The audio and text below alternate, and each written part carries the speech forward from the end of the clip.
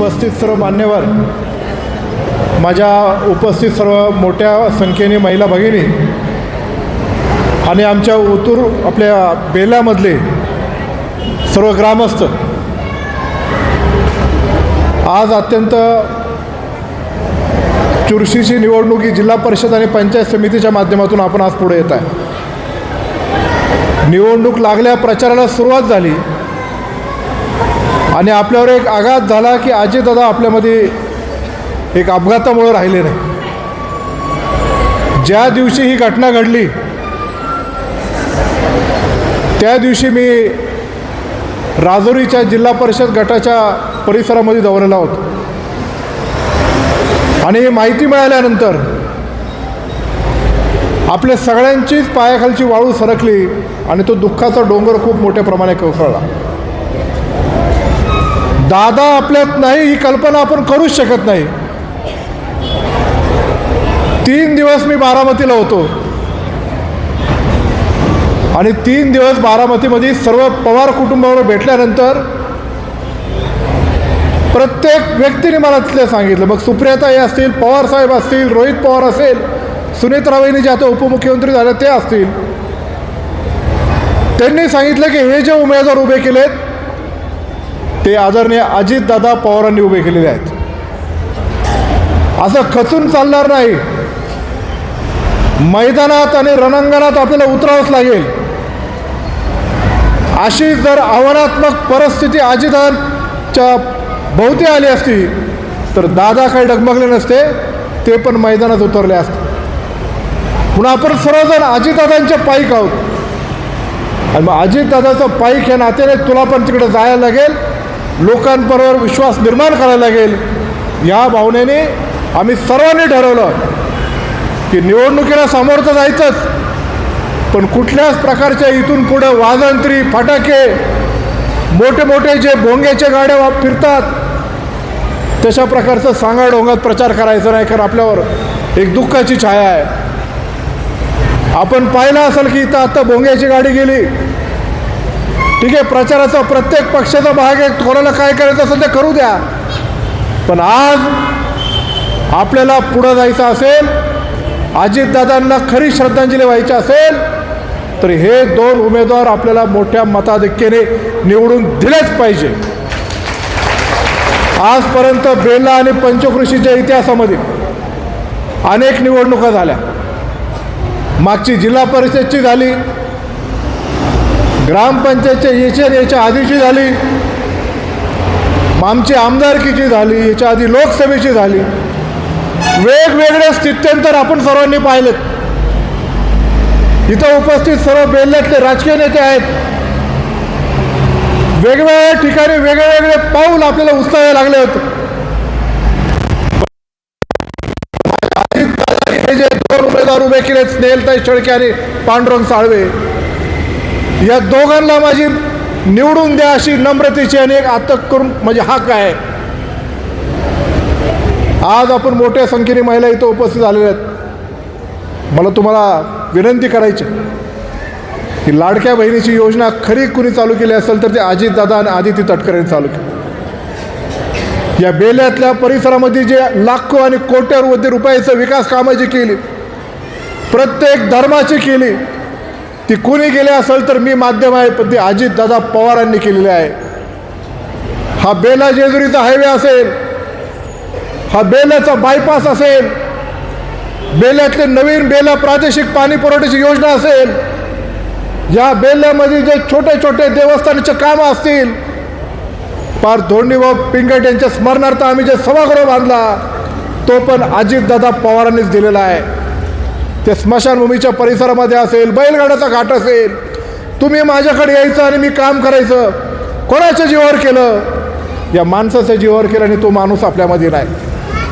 आपल्याकडे 1 तारखेला ते येणार होते, आमचं सर्व ठरलं होतं, पण आता दादा पुन्हा नाही.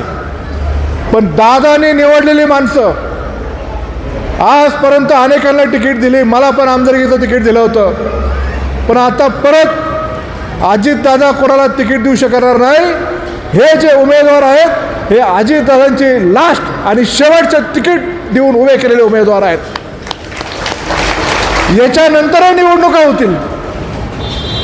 कोणाला तिकीट मिळेल, मला मिळेल माहीत नाही, पण मला जरी मिळालं तर त्याच्यावर मात्र अजितदादांचं मोहर नसणार आहे. ही आपली शेवटची ओळख आहे दादांची. आणि म्हणून दादांच्या प्रती आपण हे भावपूर्ण आदरांजली अर्पण करत असताना या दोन्ही उमेदवाराला निवडून द्या. स्नेहलताईंनी मागच्या टर्ममध्ये खूप चांगलं काम केलं होतं. यावेळेस पण आपण सर्वांनी एकत्र येऊन पुढे जायचं म्हणून स्नेहलताई एक चांगल्या प्रकारचं काम इथं परिसरामध्ये करतील म्हणून आपण त्यांना उमेदवारी दिली. पांडुरंग साळवे यांनी कितीतरी वर्ष साकोरी गावचं सरपंच सहकार क्षेत्रामध्ये आणि आपल्या परिसरामध्ये काम केलेलं आहे. कधी काय झालं तर म्हणलं की याच गावाला द्यायची त्याच गावाला द्यायची, पण आता असं आपण केलेलं नाही. बेल्यातल्या प्रत्येक नागरिकाला आपल्या राष्ट्रवादी काँग्रेस पक्षाशी संबंध असलेल्या प्रत्येक कुटुंबाशी चर्चा केल्यानंतर मी सांगत होतो की तुम्हाला बेल्यातून उमेदवारी पाहिजे असेल तर बेल्यातून एखादा उमेदवार उभा करा. पण सगळे सांगायचे नाही, आमची इच्छा नाही, आम्हाला करायचं नाही. मग पांडुरंग साळवे चालतील का? तर सर्वच घटकांनी पांडुरंग साळवेंची निवड केली. आणि त्यांची जेव्हा निवड केली तर आपल्यातल्याच एक सवंगडी पलीकडे जाऊन उभं राहिलं. काय गरज होती? आम्ही काही कमी केलं का? फक्त हा आला म्हणून आम्ही पलीकडे जायचं, ही भावना उचित नाही. आता आपल्या कुठल्याही भूलथापांना बळी पडायचं नाही. आपल्याला फक्त आणि फक्त राष्ट्रवादी काँग्रेस पक्ष, शिवसेना उद्धव बाळासाहेब ठाकरे पक्ष, रिपब्लिकन पार्टी ऑफ इंडिया पक्ष, या पक्षाचे हे दोन उमेदवार यांना भरघोस मतदान करून त्यांना निवडून द्या, एवढीच मी तुम्हाला विनंती करते. शिवसेनेचे संपर्क प्रमुख आपल्या तालुक्याचे दिलीपदादा बामणे इथं आलेत. जोरदार टाळ्या वाजवून त्यांचं सगळ्यांनी आपलं स्वागत करा. उद्या आपण इथं अजितदादांची शोकसभा आयोजित केलेली आहे. राजुरीला आहे ना? राजुरी. किती वाजता? 7. राजुरीला 7 वाजता. त्यांचा अस्थि कलश आम्ही बारामतीवरून घेऊन आलो आहे. त्या अस्थि कलशाचं दर्शनसुद्धा घेण्यासाठी आम्ही तिथं आणणार आहे. 3 दिवस मी बारामतीला होतो. अंत्यविधी झाल्यानंतर रात्री नारायणगावला निघून आलो. आम्हाला राहुलं नाही. मी पहाटे परत बारामतीला गेलो आणि 6 वाजण्याच्या कार्यक्रमाला तिथं थांबून माझ्या हातातून तो अस्थि घेऊन आपल्या जुन्नरच्या मातीसाठी आणलं, कारण दादाचं योगदान खूप आहे.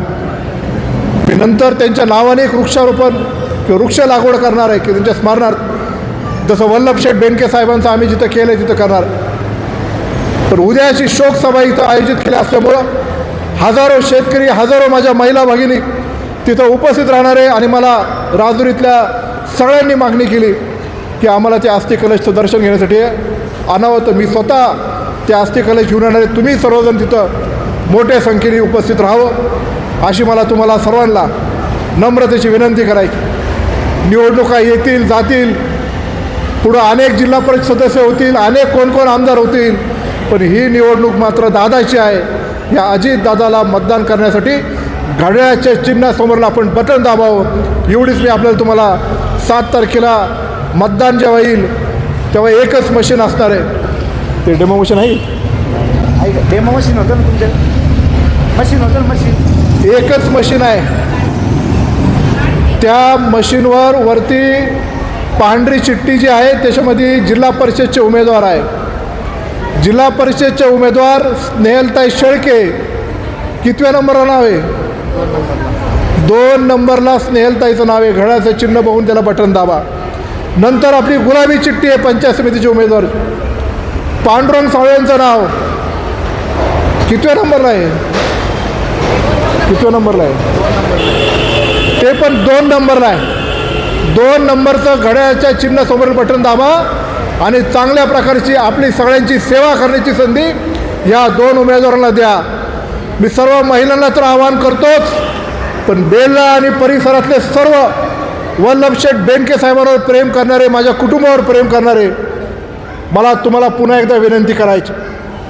ठीक आहे, मागं आपल्यावर कोण होते कोण नाही होते ते सोडून द्या. आता आपण जर एक नाही झालो तर परत आपलं वाटोळं झाल्याशिवाय राहणार नाही.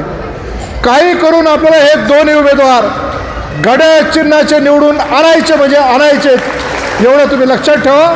आणि माझे 2 शब्द संपवतो. जय हिंद, जय महाराष्ट्र, जय शिवराय.